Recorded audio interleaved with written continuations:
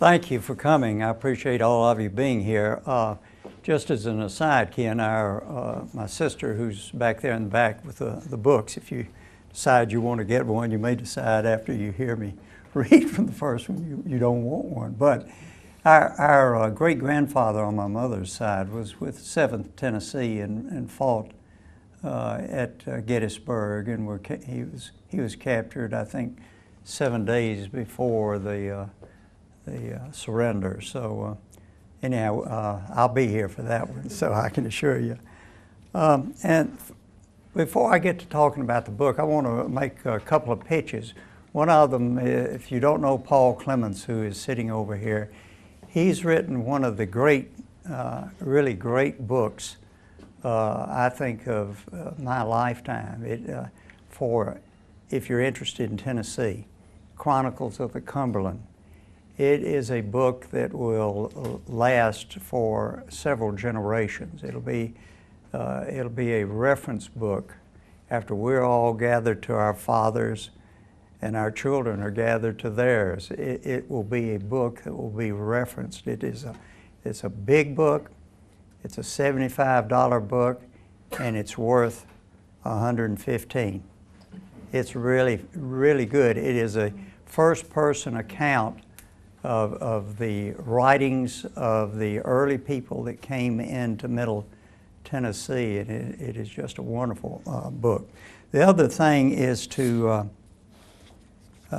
tell you about this. And Ken has copies of this. There is as you know, the 150th anniversary of the Civil War. There are a lot of things going on, and the Green Hills Library on June the 1st has selected as the book that they want to have presented on that day. It's a Saturday from 2 to 4. It's an anthology titled Filtered Through Time.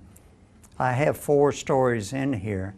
This book is everything that's in there. It has to do with the Civil War in Middle Tennessee. And it's either short stories, poetry, essays, and some very good photographs all through it. It's a nice book. So if you are interested in this, come on Saturday, June the 1st for that. Now, let me talk about why I'm here. I'm a native of Nashville. I was born here 76 years ago, and I can almost spit from where I live now and hit the place where I lived as a kid. I grew up very close to David Lipscomb, and I live on the Belmont side of Lipscomb. I grew up with a group of boys who rode our bikes all over this area. And when they would come in to put in a new street or a new subdivision, we were there just like turkey buzzards, looking for mini balls, looking for stone box graves. I used to have a cardboard box filled full of just all kinds of stuff. And in one of our moves, Dad blasted, it was lost or somebody stole it. But I grew up as many people I think maybe particularly in the South, just taken with history. And I started writing long years ago. I worked in mental health, but I started writing, and I began writing poetry. And I declare, well, gracious goodness, hi there. I began writing poetry, and smack dab, one of the first poems I wrote was published in Russia. And I also wrote some poetry that I sent to Atlantic Monthly. I was very close to defecting, but my wife wouldn't go with me. And I wrote poetry for many years, and then I started writing short stories. And I would just write them and lay them on the side. And then very seriously, as I got close to retirement, began writing a novel.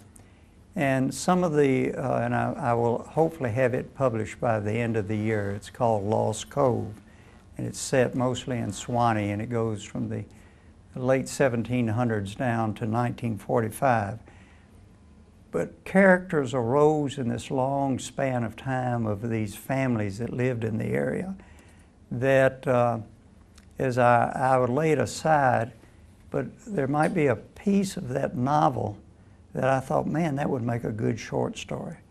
And I'd start roughing it out, and finally it took life. And out of that really is what got some of these stories in here came from. There are 16 stories in here. Let me just read you, and there's also, if you want to hear my melodious voice, our son-in-law talked me into about a year ago going to a private home where there was an engineer that had a recording studio, and I recorded a little over 3 hours, maybe 4 hours. There are 3 discs in here. And the blurb that was written, put on here, I'll read to you just very hurriedly because it'll sort of give you a gist of what's